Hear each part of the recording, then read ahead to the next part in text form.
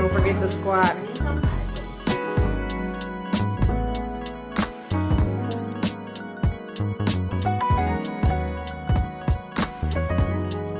I'd say the dinner party was a success. Before I even pulled this deck out, my guides led me to this deck. And the card that I saw in my third eye was this particular card that literally just came out as I was shuffling.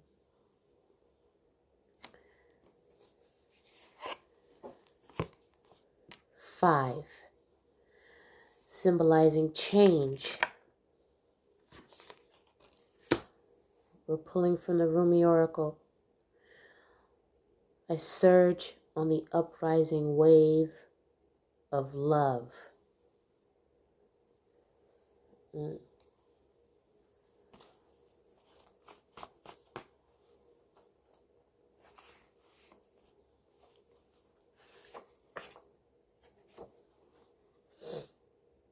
A gifted healer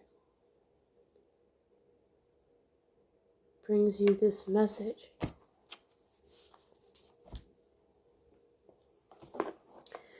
Because I tend to be quite an avid enthusiast of poetry.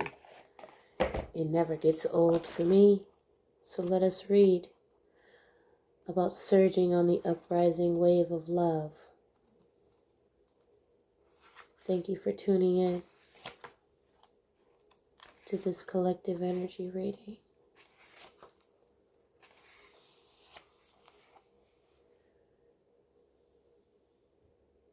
My life can be summed up in 3 accounts. I was raw. I was cooked. And I was burned. Rumi.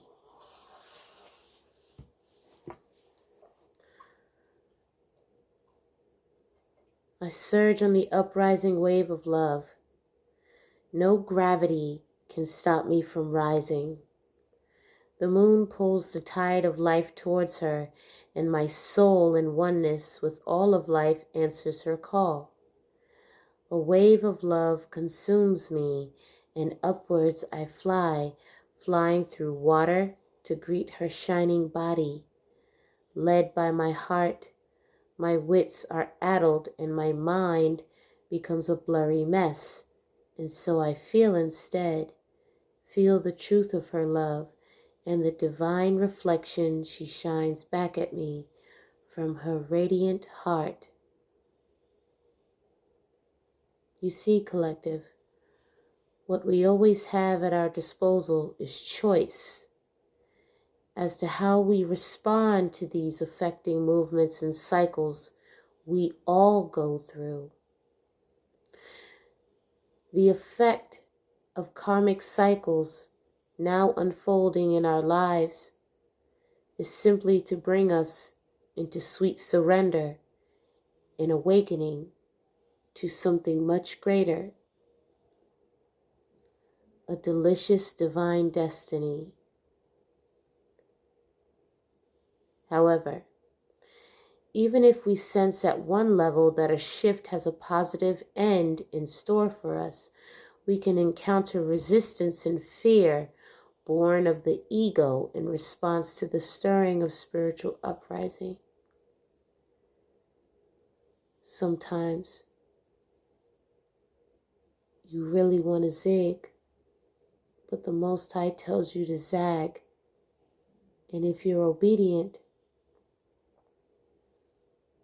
things work out in your favor. We may quake in our holy body and wonder if everything is getting out of control and into some disorder. We will be right in our sense of imminent chaos.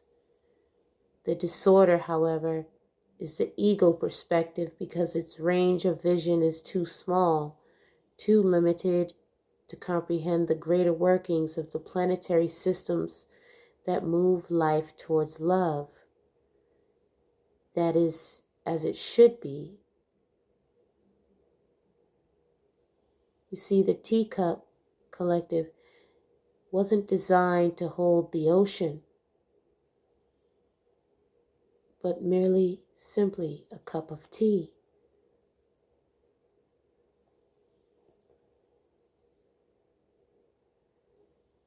If we begin to imagine that the cup of tea is preferable to the ocean simply because it is more containable, how much we miss out on.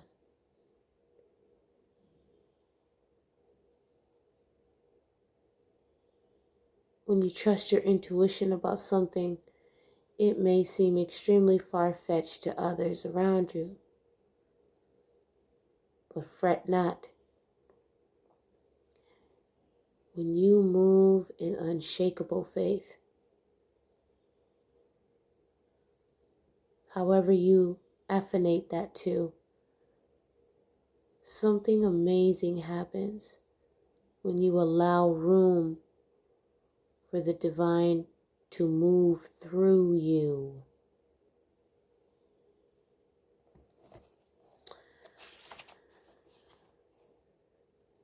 Don't try to swim against the tide of your own life journey. Go with it. The divine is there waiting for you, orchestrating waves upon which you may reach the heavenly shore. There are changes happening. In collective, they will be out of your control. This is because you are ready for accelerated life change. Rather than paddling in circles, going fast nowhere, you'll be caught up in a wave and move farther and faster. Allow yourself to move with the current and surge on the energy of what is happening, leading with your heart and just going with whatever unfolds.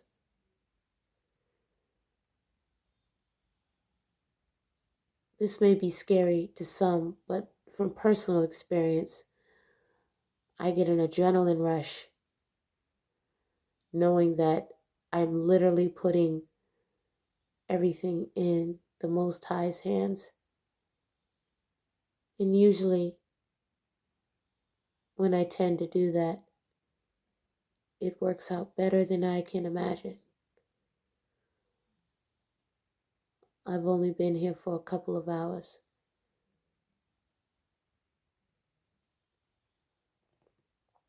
And I can't even tell you how many amazing things have unfolded in just that small teacup of time that I perhaps spent months worrying over. But how quick do solutions appear when you just let go and let God.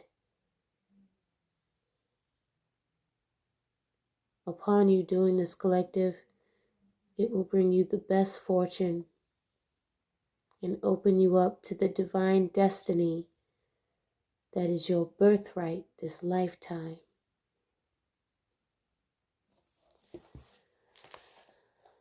For some of you, you're healing from a spiritual war.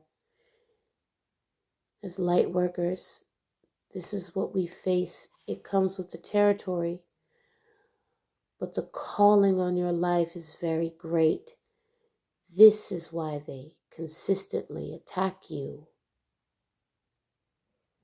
Why would they attack someone who wasn't important? Clearly, what you have been called to do this lifetime is of the utmost importance. As I cut the deck, you have the Three of Cups. Cancerian energy. This speaks of you celebrating life. A passionate new beginning. Ace of Wands. Queen of Wands. Attracting, manifesting, creating. Seeing a way forward when others may look upon you doing this and see no way. but by letting go of control, which I know can sometimes be hard. This allows you to perhaps see something beyond what the status quo may tell you is actually there. And here we are again. What you see is the King of Pentacles. Others see the Eight of Swords. But I'm going to tell you why they see this and not what you see. Because you went within, and the divine showed you the way. I love the light, hermit energy, for it shows me the way, and I endure the darkness, for it shows me who bears it. 10 of Wands, 7 of Swords. Someone's burdened by a deception here. 11:11. And how yet through all of this burden and deception, one may have caused you, you remain tempered, sturdy,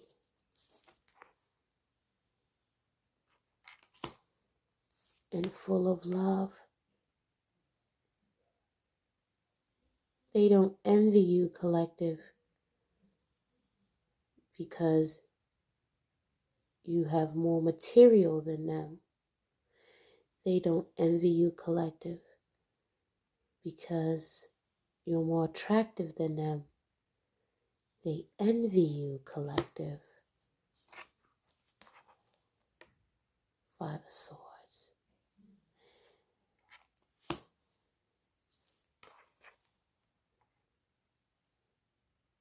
Because you simply work with whatever the divine gives you, and you hold that truth in faith and manifest on the uprising surge of love every time. Infinity, forever. It does not change. What would be the desire to manifest out of any other energy? It is the most powerful energy.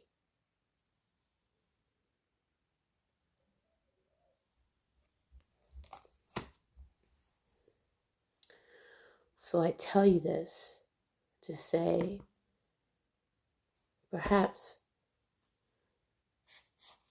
don't fault them. For your purpose, for some of you, was simply to teach one how to love.